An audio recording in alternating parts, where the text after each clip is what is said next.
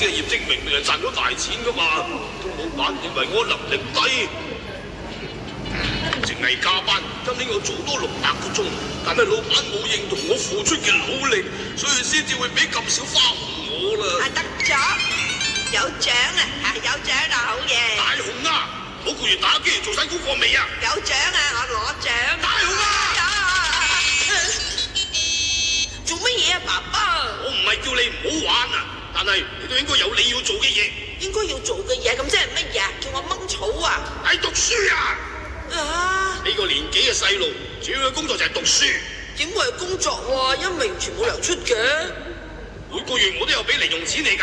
咁有冇花紅出啊？如果冇花紅出嘅，咁啊冇意思啦。乜嘢都要講花紅㗎。花紅啊，花紅啊，花紅，花紅，花紅，花紅，花紅，花紅。大雄啊！係啊，就係咁咯。其實大雄你唔啱嘅。點解喎？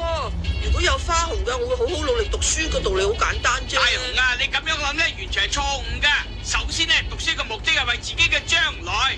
另外咧，你要曾經付出努力，至會得到花紅。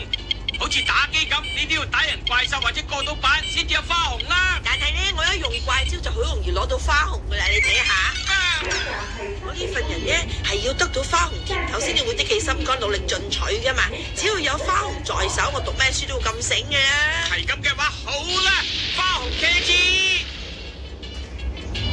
花紅茄子，你又悶死人啊！呢樣係咩嚟㗎？花紅，花紅，花紅，嚟啦！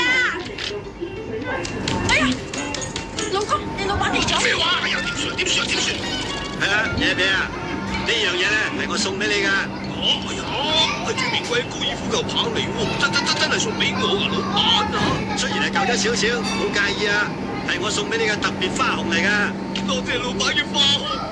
係啦，你有冇時間啊？不如咁啊，你試下支球棒啊！好啊，有老闆指教就最好啦。睇到啦，呢種法寶係會令付出過努力嘅人得到獎賞㗎。好啦。